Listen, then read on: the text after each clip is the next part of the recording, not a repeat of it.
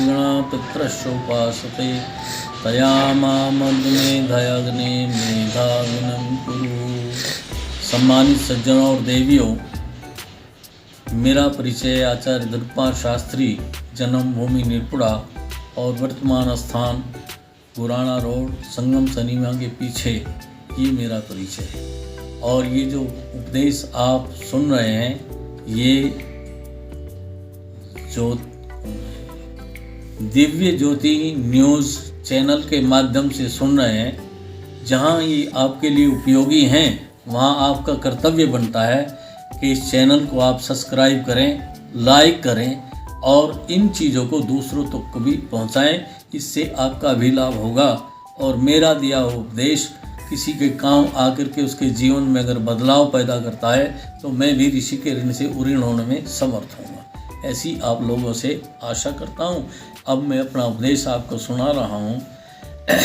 एक बार 70 साल से ज़्यादा उम्र के लोग ये विचार करने लगे, हमारे जीवन के 2 पड़ाव तो बहुत बढ़िया बीत गए।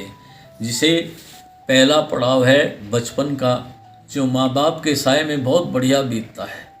वो तो हमारा माँ बाप के लाड में, प्यार में ऐसा पलता है कि वो समय हमें याद ही नहीं रहता कितना जल्दी व्यतीत हो गया। और माता पिता दुनिया में ऐसा रिश्ता है जो संतान के सुखों के लिए अपना एक एक सांस और एक एक खून की बूंद संतान के सुखों के लिए न्यौछावर कर देती है। और दुनिया में ऐसा रिश्ता है नहीं। तो पहला पड़ाव जीवन का माँ बाप के प्यार में इस तरह बीत जाता है कि हमें पता ही नहीं चलता कब बचपन चला गया। फिर दूसरा पड़ाव आता है जवानी। जवानी का जो शेष भाग है वो भी बहुत बढ़िया बीत जाता है, क्योंकि जवानी तो है ही मस्तानी, किसी का कुछ भी पता नहीं चलता और जो हम काम करना चाहते हैं मन मर्जी से वो काम कर सकते हैं, क्योंकि हम जवानी की दहलीज पर खड़े हुए हैं और सारी मस्तियाँ दुनिया की ले रहे हैं। इसलिए जवानी का पड़ाव भी, लेकिन धीरे धीरे न वो बचपन रहता न वो जवानी रहती, धीरे धीरे बुढ़ापे का आगोश आता है। बुढ़ापे में हम सोचते हैं ये बुढ़ापा कैसे कटेगा। जैसे जैसे हमारी जवानी का आलम ख़त्म होता जाता है तो उसी तरह से हमारे पर दुखों का पहाड़ भी टूटना शुरू होता है और सब लोग किनारा करने लगते हैं।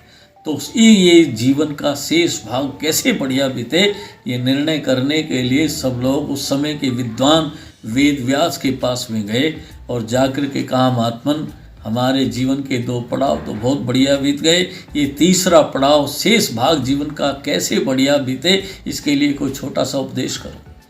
महात्मा वेद व्यास जी ने कहा कि अगर आप सुख से रहना चाहते हो, शेष जीवन व्यतीत करना चाहते हो, तो आपके अंदर जो ममत्व है उस ममत्व को छोड़ दो तो सुखी रह सकते हो।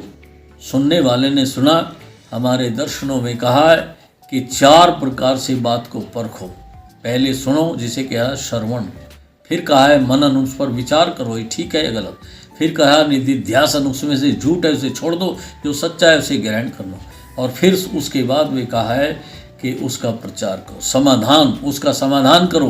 तो 4 चीज़ें बताइए, श्रवण, मनन, निधिध्यासन और समाधान। तो ये करने के बाद में फिर आप उसका सही निर्णय ले सकेंगे। उस आदमी ने सुना और जाकर के एकांत में साधना की और साधना करने के बाद उसने निष्कर्ष निकाला कि आदमी के अंदर की ममता छूट नहीं सकती।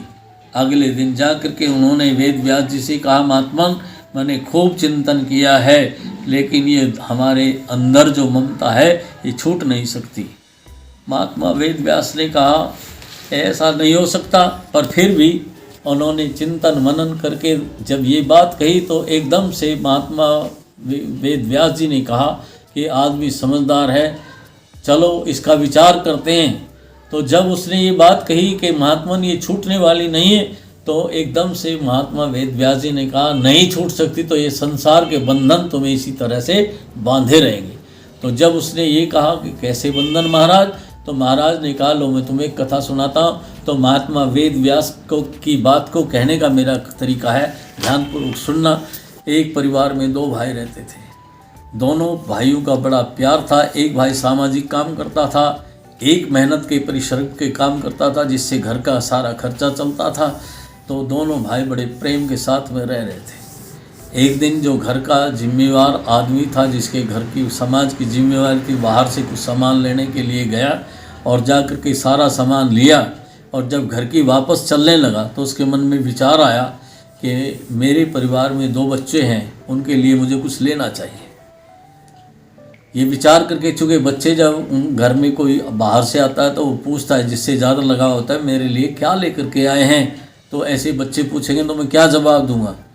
तो अचानक उसके सामने एक सेब बेचने वाला आया, तो उसने देखा कि सेब लेना चाहिए, तो उसने मोल भाव किया, और जब सेब लिए तो जब वो तोलने लगा तो एक सेब बड़ा और एक सेब छोटा आया, और जब उसने उन्हें थैले में डाला तो थैले में डालते हुए सेब, जो बड़ा सेब हाथ में आया तो उसने कहा ये मेरे बेटे देवव्रत के लिए, और ये छोटा सेब मेरे भतीजे सतव्रत के लिए।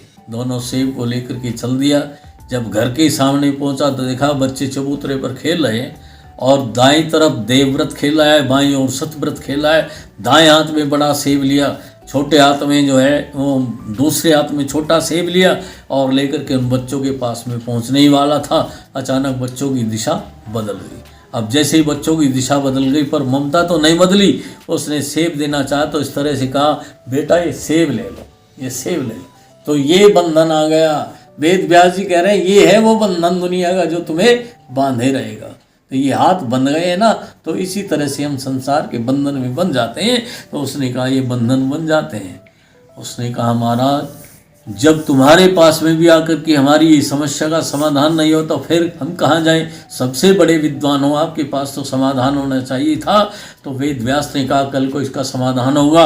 अब वेद व्यास रात को चिंतन मनन करते हैं, क्या ये अंदर का छिपा हुआ ममत्व छूट सकता है। तो वे भी इस निष्कर्ष पर पहुँचे, नहीं छूट सकता। तो फिर उनके सामने समाधान किया तो नहीं छूट सकता, तुम्हारी बात सत्य है। तो बड़े निराश हुए।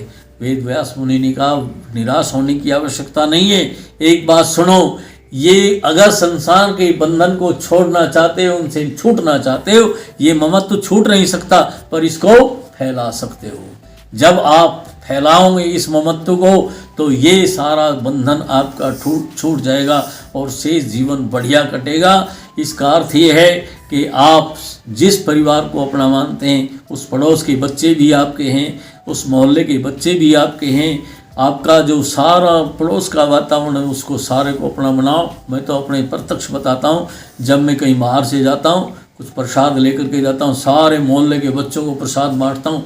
बच्चे घर में लेकर के जाते हैं तो पूछते हैं कहाँ से लाए हो, तो वो कहते हैं सब दादा शास्त्री के यहाँ से लाए, बाबा शास्त्री ने दिया।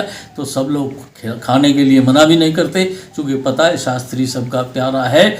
और अगर शास्त्री को कोई बुखार हो जाए, कोई ऐसी स्थिति आ जाए, सब लोग शादी में गए हैं या कहीं बाहर गए और अचानक मैं बीमार हो जाऊं, तो उस समय कौन मदद करेगा? उन बच्चों के घर वाले ही मदद करेंगे, क्योंकि हम उन सबको अपने परिवार का सदस्य मानते हैं और वो भी हमें अपना सदस्य मानते हैं। इसलिए अगर हम इन संसार के बंधनों से छूटना चाहते हैं तो इस ममत्व को फैला देना चाहिए। इसी यज्ञ के माध्यम से हमें यही तो सिखाया जाता है, इदम नमम, ये मेरा नहीं, ये मेरा नहीं, सबके लिए है। और यज्ञ की सुगंधी जैसे आप घी और सामग्री छोड़ते सारे को फैलती है, सबका भला करती है, इसी तरह से ये ममत्व हमारा फैल जाना चाहिए, तो हमारा कल्याण होगा और हमारा शेष जीवन भी बढ़िया गुजरेगा। इसलिए वेद व्यास ने ये उपदेश दिया, तो बहुत काम का है, इस पर चलेंगे, कल्याण होगा। ओम शांति।